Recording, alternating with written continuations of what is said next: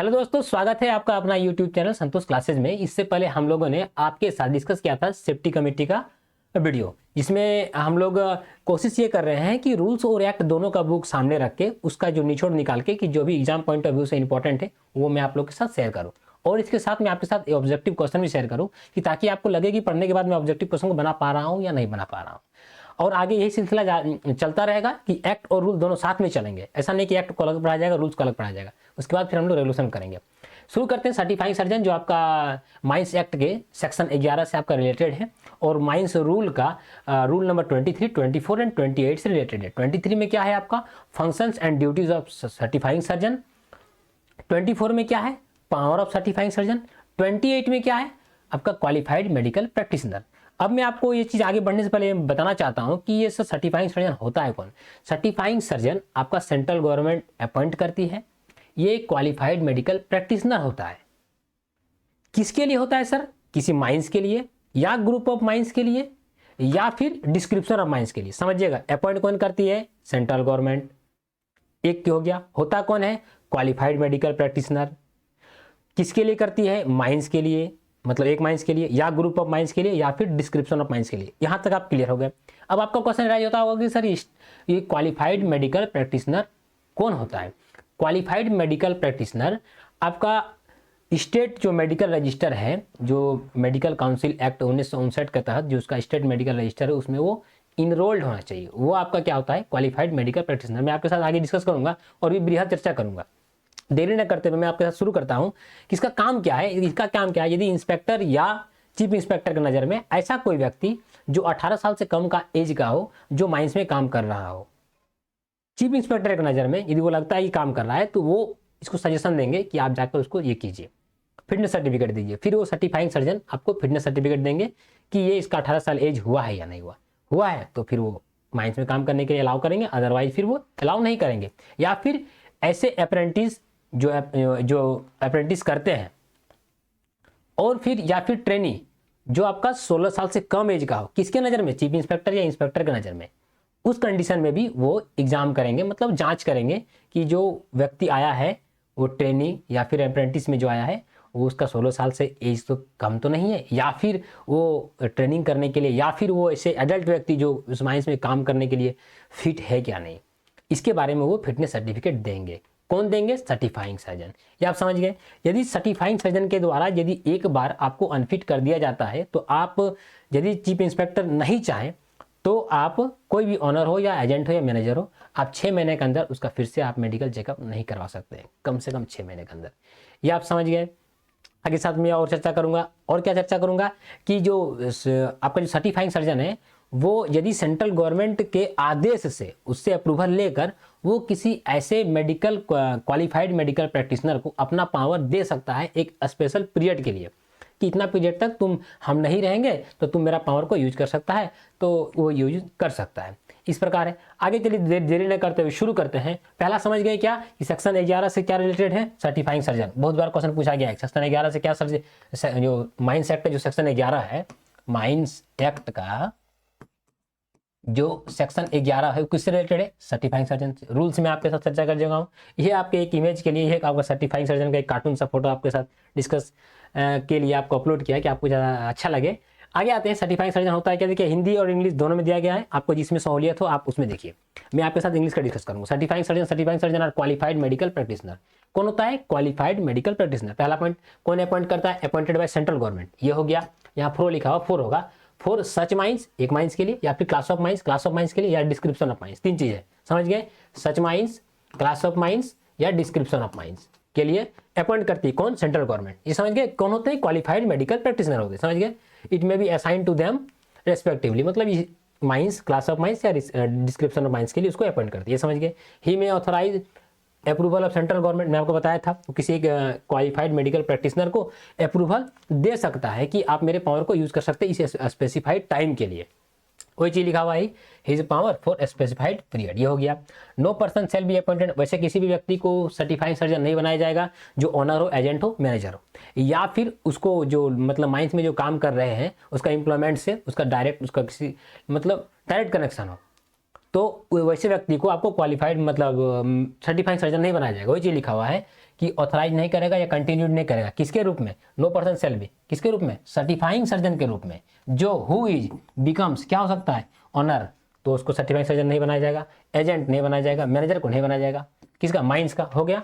Becomes directly और indirectly interested, यदि उसको माइन का इंप्लॉयमेंट से उसको डायरेक्टली या इनडायरेक्टली इंटरेस्टेड है तो भी उसको सर्टिफाइंग सर्जन नहीं बनाया जाएगा। चार चीज समझे, क्या क्या, ऑनर नहीं बन सकता है, एजेंट नहीं बन सकता है, मैनेजर नहीं बन सकता है, और ऐसा आदमी जिसको माइन के इंप्लॉयमेंट से डायरेक्टली उसको इंटरेस्ट हो या इनडायरेक्टली इंटरेस्ट हो, वैसे व्यक्ति को सर्टिफाइंग सर्जन नहीं बनाया जाएगा। यहाँ तक समझ गए। सर्टिफाइंग सर्जन सेंट्रल गवर्नमेंट द्वारा, वो आपको पूरा हिंदी में लिखा हुआ है, आप इसको देख सकते हैं। आगे आते हैं अगला स्लाइड पे, functions and duties of certifying surgeon, जो आपका रूल नंबर 24 से रिलेटेड है।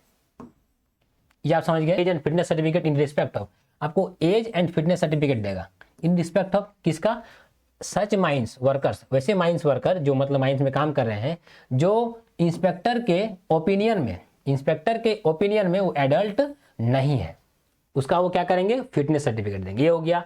Who in the opinion of, inspector के ओपिनियन में यदि ऐसा कोई अप्रेंटिस जो कर रहा है या फिर ट्रेनिज जो बिलो 16 ईयर्स का हो, उसका भी वो एग्जाम करेगा और फिर वो बताएगा कि वो काम करने के लिए फिट है या नहीं है। ये चीज हो गया, या उसका एज 16 क्रॉस है क्या नहीं, ये हो गया। ये आप समझ गए। आगे आते, आगे क्या है कि on the request of CIM और इंस्पेक्टर, बोल रहा है कि यदि सीआईएम और इंस्पेक्टर यदि उसके अनुरोध पर वो ऐसा एग्जाम कर सकता है कि यदि किसी माइंस में ऐसा ऑपरेशन हो रहा है जिसमें कोई रिस्क हो सकता है, कोई चोट लग सकती है, या फिर उसका हेल्थ संबंधी, हेल्थ रिलेटेड कोई इशू हो सकता है, पर वो क्या कर सकता है, एग्जाम कर सकता है। कौन, सर्टिफाइंग सर्जन। किसके बोलने पे, सीआईएम या फिर इंस्पेक्टर, चीफ इंस्पेक्टर या इंस्पेक्टर के बोलने पे वो क्या कर सकता है, जाकर वहां पर वो एग्जाम कर सकता है। ये आप समझ गए।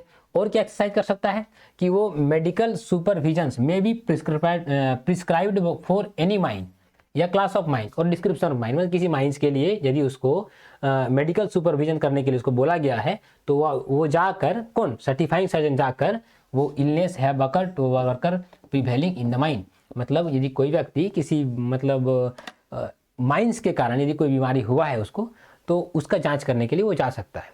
कौन, सर्टिफाइंग सर्जन। किसके अनुरोध पर, चीफ इंस्पेक्टर या इंस्पेक्टर, या फिर उसको ऐसा काम सौंपा गया है कि आपको इस माइंस का देखना है, इस माइंस में ज़्यादा डस्ट होता है, डस्ट बीमारी हो सकता है, आपको इसका एग्जामिन करते रहना है, बीच में जाकर आपको सुपरविजन करना है, जाकर सुपरविजन करेंगे फिर एग्जामिन करेंगे। ये आप समझ गए। क्वालिफाइड मेडिकल प्रैक्टिशनर कौन होता है, मैंने आपके साथ चर्चा किया था अभी कि वो होते हैं जिनके पास रिकॉग्नाइज मेडिकल क्वालिफिकेशन होना चाहिए। रिकॉग्नाइज मेडिकल क्वालिफिकेशन होना चाहिए मतलब मान्यता प्राप्त सर्टिफिकेट होना चाहिए। ऐसा नहीं, ये मान लीजिए हम आपको, जैसे कि डिप्लोमा इन माइनिंग हम किसी से कोई स्कूल से कर लिए और सफेद कागज में लिखा लिए, तो वो क्या मान्यता प्राप्त हो गया, नहीं। तो आपको मान्यता प्राप्त कॉलेज से आपको माइनिंग करना, उसी प्रकार मान्यता प्राप्त कॉलेज से आपको मतलब मान्यता प्राप्त आपका सर्टिफिकेट होना चाहिए, किसका, मेडिकल का सर्टिफिकेट होना चाहिए। हो गया। और क्या, हु इज इनरोल होना चाहिए, किसमें इनरोल होना चाहिए, स्टेट मेडिकल रजिस्टर में। स्टेट मेडिकल रजिस्टर में किसके तहत आता है, आपका मेडिकल काउंसिल एक्ट 1959 के तहत आता है। जो मेडिकल काउंसिल एक्ट 1959 है उसके तहत आपका स्टेट मेडिकल रजिस्टर है। उस रजिस्टर में वो जो क्वालिफाइड मेडिकल प्रैक्टिशनर वो आपका इनरोल्ड होना चाहिए, तभी उसको क्वालिफाइड मेडिकल प्रैक्टिशनर बोलेंगे। ये समझ गए। In any person Saint up for medical examination, यदि किसी को मेडिकल एग्जामिनेशन के लिए भेजा जाता है, he is not certified to be fit by certifying surgeon, मैंने आपको बताया कि यदि वो सर्टिफाइंग सर्जन के नज़र में वो फिट नहीं है तो आपको 6 महीने तक उसका किसी भी प्रकार का उसको फिर मेडिकल एग्जामिनेशन के लिए नहीं भेजा जाएगा विदाउट परमिशन ऑफ इंस्पेक्टर। यदि इंस्पेक्टर चाहेंगे, परमिशन देंगे तो किया जा सकता है। यदि इंस्पेक्टर आपको परमिशन नहीं देते हैं तो आपको उसको 6 महीने के अंदर कोई मेडिकल एग्जामिनेशन नहीं किया जाएगा। ये समझ गए। इस प्रकार हम लोग इस चीज़ को पूरा कंप्लीट को देखें। क्या कंप्लीट देखें कि function and duties of certifying surgeon, उसका पावर को देखें, और क्या देखें, qualified medical practitioner. Important question कहां पर है, यहां पर समझने वाली बात क्या है कि सर्टिफाइंग सर्जन को अपॉइंट कौन करती है, सेंट्रल गवर्नमेंट। ये आप समझ गए। किसके लिए, माइंस के लिए, ग्रुप ऑफ माइंस के लिए, डिस्क्रिप्शन ऑफ माइंस के लिए। ये आप समझिए। होते कौन है, क्वालिफाइड मेडिकल प्रैक्टिशनर। अब बोलिएगा क्वालिफाइड मेडिकल प्रैक्टिशनर कौन होते हैं, तो जिसके पास रिकॉग्नाइज मेडिकल क्वालिफिकेशन होना चाहिए और जो स्टेट जो रजिस्टर है मेडिकल का उसमें वो इनरोल होना चाहिए। ये भी आप समझ गए। 6 महीने के अंदर फिर से उसका मेडिकल नहीं किया जाएगा, जिसके द्वारा जो सर्टिफाइंग सर्जन उसको अनफिट कर दिया गया है। बशर्ते कि चीफ इंस्पेक्टर का कोई रिक्वेस्ट या फिर परमिशन ना हो। क्वेश्चन पे आते हैं कि क्वेश्चन क्या है कि under which section of mines act 1952 certifying surgeon appoints. मैंने आपको बताया था सेक्शन 11। सेक्शन 11 में क्या है आपका certifying surgeon.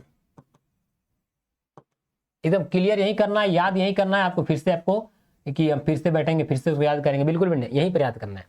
Section 12, section 17, section 24। Section 12 क्या है, आप यदि मेरा पीछे का वीडियो देखे हैं तो आपको जरूर ये समझ में आता होगा कि सेक्शन 12 आपका कमेटी से रिलेटेड है, ये हो गया। सेक्शन 17 आपका क्या है, मैनेजर। यदि आप सेक्शन 18 यदि पूछिएगा तो क्या है सर, तो सेक्शन जो 18 है ना, ड्यूटीज एंड रिस्पॉन्सिबिलिटीज, पूरा लिखने से देरी होता है, responsibilities of owner agent and manager. ये समझिए 17 18 दोनों देख लिए। सेक्शन 24 क्या है, court of inquiry, court of inquiry. अब आप बोलिए कि सर इतना सारा चीज पूछेगा, देखिए आपको 100% ये सब चीज पूछबे करता है, एगो न एगो आपको पूछ देगा, इसलिए आपको धीरे धीरे करके याद करना है। एक्ट नंबर आपको पूछता है। इस प्रकार इस क्वेश्चन को हम लोग देख लिए कि ये क्यों हुआ, ये क्यों नहीं हुआ, ये आप देख लिए। आते हैं क्वेश्चन नंबर 2 पे। क्वेश्चन नंबर 2 में क्या बोला, certifying surgeon are. Certifying surgeon क्या होते हैं, सर्टिफाइंग सर्जन में आपके साथ बहुत बार डिस्कस किया अभी कि वो क्वालिफाइड मेडिकल प्रैक्टिशनर होते हैं और सेंट्रल गवर्नमेंट के द्वारा अपॉइंट होते हैं। ऑप्शन पे आते हैं, सिर्फ मेडिकल प्रैक्टिशनर होता है, नहीं सर। क्वालिफाइड मेडिकल प्रैक्टिशनर होता है, यस होता है।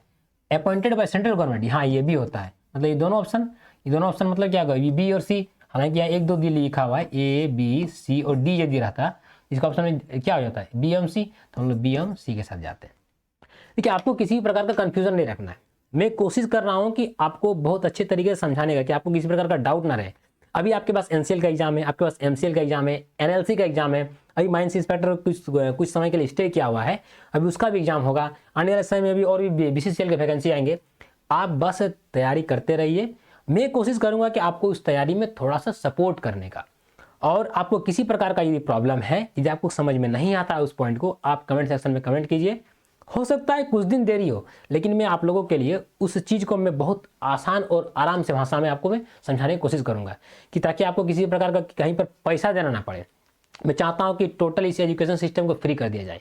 मैं इसलिए आप लोग के लिए मैं कभी ये नहीं बोला कि मैं पेड कोर्सेज पढ़ाऊंगा, मैं हमेशा आपके लिए फ्री हूँ और फ्री ही पढ़ाऊंगा। अब खाली बस आप बताइए कि कौन सा टॉपिक आपको चाहिए।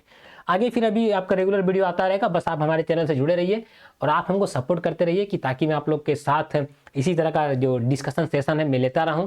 आप हमारे चैनल को बिल्कुल भी ना भूलें और जाकर आप लाइक शेयर और सब्सक्राइब जरूर कीजिए, और लोगों तक शेयर जरूर कीजिएगा कि ज़्यादा से ज़्यादा स्टूडेंट्स तक इसको ये फायदा मिल सके। अगला क्वेश्चन आपका है, the duties of the certifying surgeon. Certifying surgeon का ड्यूटीज क्या है, तो prepare age and fitness certificate. मैंने आपको बताया था किसके नज़र में, यदि वो चीफ इंस्पेक्टर या इंस्पेक्टर की नज़र में, मतलब इंस्पेक्टर की नज़र में जनरली, यदि वो ऐसा लगता है कि कोई बंदा 18 साल से कम का आदमी जो माइंस में काम कर रहा है, या कोई ऐसा बंदा जो आपको 16 साल से कम का है और वो मतलब अप्रेंटिसशिप में आया हुआ है या फिर ट्रेनिंग में आया हुआ है, वैसे बंदों का क्या किया जाएगा, फिटनेस सर्टिफिकेट को इशू करते हैं। कौन प्रिपेयर करते हैं, कौन, सर्टिफाइंग सर्जन। ये आपका काम है, मतलब ये सही आंसर है। अगला क्या है, कैरी आउट सच एग्जामिनेशन, ऐसा एग्जामिनेशन करेंगे। विच ऑपरेशन इन्वॉल्व, उस ऑपरेशन के कारण कोई रिस्क ऑफ इंजरी हो सकता है। मैं अभी जस्ट आपके साथ चर्चा किया health of the worker, worker के हेल्थ को लेकर कोई रिस्क ऑफ इंजरी हो सकता है, वैसे एग्जामिनेशन वो करेंगे। कौन, सर्टिफाइंग सर्जन, ये भी सही है। To exercise such medical supervision, वैसे भी मेडिकल सुपरविजन कर सकते हैं। वेयर केसेस ऑफ इलनेस, वैसी प्रकार की बीमारियां आ चुकी है, have occurred for work prevailing in the mind, मतलब उस माइंस में काम करने के कारण इस प्रकार की बहुत प्रकार की बीमारियां हो चुकी है उस ऑपरेशन से रिलेटेड, उसका भी क्या करेंगे, सुपरविजन करेंगे। मतलब ये तीनों तो सही है, तो क्या हो जाएगा, ऑल ऑफ द एबव। इसलिए ऑप्शन आपका इस तरह का बनाया गया है कि ताकि आपको याद हो जाए कि आपका ड्यूटीज ऑफ सर्टिफाइंग सर्जन क्या है। आगे आते हैं अगला क्वेश्चन पे। अगला क्वेश्चन क्या है, who will provide the certifying surgeon with appropriate facilities. Appropriate facilities देना, ऐसा नहीं कि आपको कुछ दे दिए और आगे सर्टिफाइंग सर्जन आपका आगे सुपरविजन और एग्जामिनेशन करके चले गए। आपको एप्रोप्रिएट सुपर फैसिलिटीज देना है। कौन देगा, मैंने आपके साथ चर्चा किया था, ऑनर देंगे, एजेंट देंगे या फिर मैनेजर देंगे। आपको ऑनर, एजेंट या मैनेजर पे आपको टिक लगाना। आपको देखना ऑनर मैनेजर कहाँ लिखा हुआ है, सिर्फ ऑनर नहीं देगा, सिर्फ एजेंट नहीं देगा, सिर्फ मैनेजर नहीं देगा। यहाँ पर तीनों ऑप्शन है, ऑनर, एजेंट या मैनेजर देगा। इस प्रकार क्वेश्चन नंबर 4 को डिस्कस किया। आते हैं क्वेश्चन नंबर 5 पे। 5 में क्या बोल रहा है, for how long a person certified unfit by the certifying surgeon, मतलब सर्टिफाइंग सर्जन के द्वारा यदि वो अनफिट हो गया है, विल नॉट बी सेंट, उसको फिर से भेजा नहीं जाएगा। फॉर अनदर मेडिकल एग्जामिनेशन, दूसरा मेडिकल एग्जामिनेशन के लिए उसको नहीं भेजा जाएगा। किस केस में, यदि जिस केस में सर्टिफाइंग सर्जन उसको, उस बंदे को अनफिट घोषित कर दिया है, तो कितना समय के लिए, कम से कम 6 महीना तक के लिए तो कहीं नहीं जाएगा, मतलब मेडिकल एग्जामिनेशन के लिए। तो आपका क्या होगा, 6 महीना आपका ऑप्शन यह सही हो गया। 12 महीने के लिए गलत है, 24 महीने के लिए बिल्कुल गलत है, 30 दिन के लिए बिल्कुल गलत है।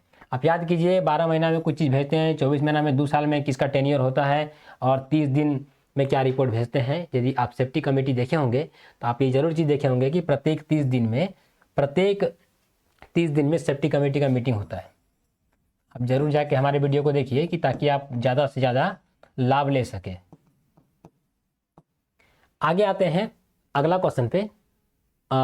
इस प्रकार ये सारा सेशन कंप्लीट हो गया, ये क्वेश्चन खत्म हो गया। हमको नहीं लगता है कि सर्टिफाइंग सर्जन से लेकर आपको किसी प्रकार का इशू होगा, और मैं कोशिश करता हूं कि आपको बहुत अच्छे तरीके से समझाने के लिए आप हमारे चैनल से जुड़े रहिए। मैं आप लोगों का स्वागत करता हूं कि आप मेरे चैनल पे मतलब बने रहें, और बहुत बहुत धन्यवाद करता हूं। बहुत बहुत धन्यवाद आप लोग को कि मैं आपसे फिर अगले वीडियो में इसी प्रकार मिलूंगा। जय हिंद दोस्तों।